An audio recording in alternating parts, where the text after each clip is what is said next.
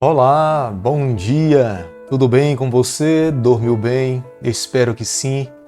Vamos iniciar nesse dia, nessa manhã, com uma parte da Bíblia, Salmo 71, verso 3, onde o rei Davi diz o seguinte: Sê tu para mim uma rocha habitável, em que sempre me acolha. Ordenaste que me salve, pois tu és a minha rocha e a minha fortaleza. Salmo 71, o verso 3. Vamos convidar o Senhor para que esteja à frente das nossas investidas no decorrer do dia de hoje e tenha certeza, nós viveremos uma vida feliz. Nós alcançaremos a vitória em todas as nossas investidas. Se nós nessa manhã permitirmos que o Senhor conduza a nossa vida, conduza os nossos planos, os nossos sonhos, consequentemente, nós viveremos e seremos um ser humano completamente feliz. Tomemos a decisão nessa manhã de fazer do Senhor a nossa fortaleza, o nosso mais alto refúgio. Vivendo dessa forma, tenha certeza que nós alcançaremos a vitória em todas as nossas investidas.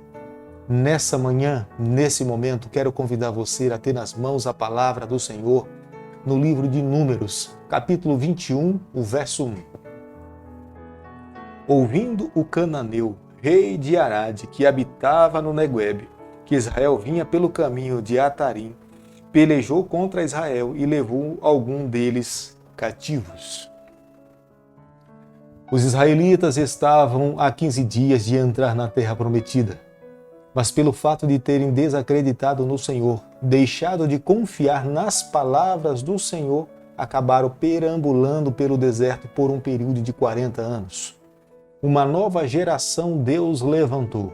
Os filhos daqueles que desacreditaram no Senhor agora já estavam homens formados, homens e mulheres. E essa geração escolheu confiar, acreditar nas promessas do Senhor. Eles estavam a caminho. E nesse percurso até a terra prometida, Deus gradativamente preparava o seu povo para que pudesse ser as suas testemunhas, viver uma vida pela fé na terra de Canaã. Crendo nas promessas e no poder de Deus, eles teriam poder e forças para testemunhar a respeito do Deus que tinha concedido a eles a vitória. No capítulo 21 do livro de Números, o verso 1, o rei de Arade, que ficava a 80 quilômetros de Cade e a 27 de Hebron, eles estavam indo pelo caminho de Atarim. O caminho de Atarim é o mesmo caminho que os 12 espias foram espiar a terra prometida. Deus estava os levando pelo mesmo percurso que há 40 anos atrás, mas Deus queria que cada um daqueles filhos que agora entrariam na terra prometida tivessem plena convicção e certeza que era Deus que estava lhe concedendo a vitória. O que nos dá a entender no capítulo 21, no verso 1 do livro de Números, é que o rei de Arade, ele capturou alguns dos israelitas que estavam retardatários. Eles estavam atrás, possivelmente idosos, pessoas que estavam cansadas, os mais vulneráveis. Porque se ele de fato tivesse se dado com o corpo forte dos israelitas, a batalha teria sido grande, muitas pessoas teriam perdido as suas vidas. Mas ele capturou aquelas pessoas que estavam atrás, eram os mais fracos, os que estavam em menor possibilidade de se defender. O capítulo 21 do livro de Números, o verso 2, nós encontramos uma oração por parte da nação de Israel. Era um grupo completamente diferente. Era uma geração que escolheu servir ao Senhor. Era uma geração que reconhecia que Deus era Deus. E eles fizeram um voto ao Senhor, falando: Senhor, se o Senhor estiver conosco e nos conceder a vitória, nós iremos dedicar tudo aquilo que nós conquistarmos nessas cidades ao Senhor. O termo é ormá, que significa dedicação exclusiva para Deus. Seria de fato uma conquista sagrada.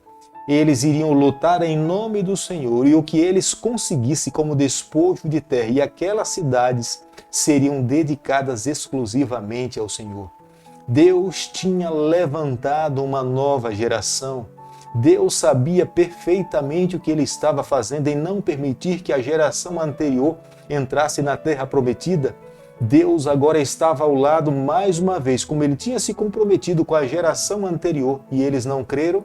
Deus agora estava concedendo a vitória a essa nova geração para que eles pudessem conquistar a terra que mana leite e mel. O capítulo 21 do livro de Números, o verso 6, diz o seguinte: Então o Senhor mandou entre o povo serpentes abrasadoras que mordiam o povo, e morreram muitos do povo de Israel. É o resultado de não acreditar no Senhor. É o resultado de não confiar ou se manter no Senhor. Deus, ele mantém as suas mãos estendidas sobre o seu povo e a sua proteção. Mas quando alguém escolhe viver a sua vida independente de Deus, Deus não tem como manter as suas mãos sobre aqueles que não querem ser abençoados pelo Senhor. E no percurso à terra prometida, Israel por alguns momentos escolheu seguir e andar ao lado do Senhor. Mas havia momentos que eles também escolheram viver uma vida independente. E nesse momento, nesse percurso, ao chegar à terra prometida, a escolha da nação de Israel era viver uma vida separada longe do Senhor. Como resultado das suas escolhas, Deus tirou as suas mãos de bênção sobre o seu povo e eles tiveram que arcar, pagar o preço pelas suas próprias escolhas. Serpentes, que era muito comum num deserto, onde eles estavam transitando, começou a atacar o povo do Senhor, começou a atacar os israelitas e muitas pessoas perderam as suas vidas. As picadas das cobras era algo doloroso para aqueles que sofriam as picadas das cobras e eles clamaram a Deus. A serpente é símbolo do pecado, a serpente é símbolo do mal. E o Senhor pediu a Moisés que levantasse uma serpente de bronze colocada numa haste de madeira. E aqueles que olhassem para essa serpente nessa haste de madeira, eles seriam curados. Veja, a serpente já era um símbolo do pecado, símbolo de adoração profana entre os cananeus, mas Deus pediu que fosse colocado esse símbolo. Na verdade, não era para ser adorado, não era para ser cultuado, não era uma imagem para adoração para a nação de Israel, mas era um símbolo que Deus queria que fosse colocado à frente do seu povo, para que eles, pelo um ato de fé, olharem para a serpente, eles pudessem ser curados. Não havia nada de especial na serpente. A cura não vinha pela serpente, a cura vinha pelo poder de Deus. Aqueles que crescem na palavra do Senhor, ao olhar para a serpente, pela fé, seriam curados. Deus queria que a nação de Israel esperasse nele, dependesse dele exclusivamente, confiasse na sua palavra. Todos sabiam que a serpente não poderia fazer nada sem o poder de Deus, sem a mão de Deus sobre a vida deles. Não é diferente nos dias em que nós estamos vivendo. Deus espera que um povo possa confiar no Senhor de todo o seu coração, entregar a sua vida nas mãos do Senhor por completo, sem reservas. Se nós, nos dias em que nós vivermos, fizermos isso, nós viveremos uma vida feliz. O que nós não podemos fazer é entregarmos a nossa vida a Deus de uma forma parcial, pela metade, ou 80% ou 90%. O que nós temos que fazer com o nosso Senhor é entregarmos a nossa vida por completo nas mãos do Senhor. O livro de Números, capítulo 21, verso 16, diz o seguinte: Dali partiram para Bir. Este é o poço do qual disse o Senhor a Moisés: Ajunta o povo, eu lhe darei água. Deus mais uma vez estava levando o seu povo pelo mesmo caminho que há 40 anos atrás ele tinha conduzido os seus pais. Essa nova geração tinha escolhido confiar no Senhor. Mas Deus, ao levar os seus filhos, essa nova geração, pelo mesmo caminho que os seus pais no passado transitaram, e até alguns filhos que há 40 anos estavam por ali, estavam passando pelo mesmo caminho. Deus estava fazendo isso para que eles pudessem crer no poder de Deus. Eles pudessem confiar quem de fato estaria dando a terra que mana leite e mel. Deus queria que aquela geração pudesse entregar o seu coração completamente nas mãos do Senhor. E Deus, ali naquele lugar que no passado eles clamaram por água, onde estava faltando água, Deus agora estava dando para eles um poço com água para que eles pudessem tomar. De repente, para mim e para você, que vivemos aqui na parte do Ocidente, nós não conseguimos entender a plenitude do que é ter um poço de água. Mas olhando um pouco para a história e para os registros do passado, do Oriente, um poço no Oriente era motivo de muitos louvores, era motivo de muita alegria, porque era uma região desértica, uma região seca, onde era difícil encontrar água. Quando alguém conseguia encontrar um poço de água, era motivo de muita satisfação, de muito regozijo. No passado, há muitas famílias que entraram em guerra, há muitos povos que entraram em guerra por causa de um poço de água. E aqui Deus estava dizendo para a nação de Israel, se eles crescem, se eles confiassem no Senhor, se mantivessem ao lado de Deus, Deus daria para eles o melhor da terra. O capítulo 21 do livro de Números, o verso 21 ao verso 30, Deus concede aos israelitas a vitória sobre o rei Sehom, rei dos amorreus.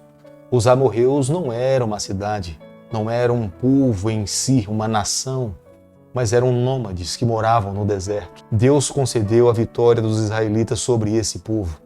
No futuro, essa região seria tomada pelos filhos de Gade e pelos filhos de Ruben, uma terra extremamente próspera. Os filhos de Rubens e de Gade pediram esse território para que eles pudessem conquistar e Deus os concedeu a vitória. Capítulo 21 do livro de Números, o verso 31 a 35, é o local onde Deus concede a vitória sobre o rei Bazã, que fica ao norte dos amorreus. Uma terra extremamente fértil, onde se criava animais. Ali havia muitos pastores que cuidavam do gado, de ovelhas, de cabritos. Deus concedeu essa vitória ao povo do Senhor sobre o rei de Bazã.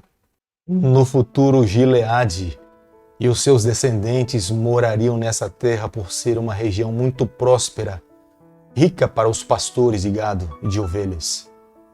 O rei de Bazã, quando soube que os israelitas teriam que passar por ali, ele nem mandou pessoas para que pudessem intermediar. Diretamente ele saiu para a batalha, mas mais uma vez Deus concedeu a vitória. Deus gradativamente estava dando a vitória ao seu povo, como uma resposta daqueles que criam e confiavam no Senhor. Por mais que os povos tentassem impedir o trajeto do povo de Deus a chegar na terra prometida, nenhum deles conseguiria. Porque essa nova geração tinha feito uma escolha no seu coração. Eles escolheram amar a Deus, eles escolheram obedecer o Senhor, viver pela fé. E vivendo dessa forma, ninguém, nenhum povo, nenhuma nação teria poder para resistir àqueles que andam pela fé ao lado do Senhor. Meus amigos, nessa manhã, ao concluirmos o estudo do livro de Números, o capítulo 21, nós chegamos à seguinte conclusão. Ir ao médico, conversar com o médico, ser amigo do médico, conhecer receitas, ler bulas, conhecer as fórmulas do remédio, os nomes de remédios de todas as espécies, sabendo que estamos doentes, sem tomar o medicamento, nada vai adiantar, de nada vai resolver. O que de fato traz a cura para uma enfermidade é nos valermos do medicamento, é tomarmos o remédio. Se nós estudarmos a Bíblia, se nós conhecermos a Bíblia de capa a capa, alguém poderá falar, conheço, já li a Bíblia diversas vezes, mas não colocar em prática o que de fato está na palavra de Deus e viver uma vida dependente do Senhor, de nada vai adiantar. O que eu e você nessa manhã temos que fazer a cada dia é colocarmos em prática diariamente o que nós aprendemos na palavra do Senhor. Deus espera que nós coloquemos a nossa vida por completo nas mãos do nosso Salvador Jesus Cristo e deixemos que Ele conduza a nossa trajetória. Não haverá ninguém nessa terra que irá poder nos deter. Ninguém nessa terra terá forças para nos deter. Por mais que o inimigo se levante contra nós para tentar nos impedir de chegarmos na terra, na Nova Jerusalém, ele não terá forças para nos resistir, ele não terá forças para nos impedir.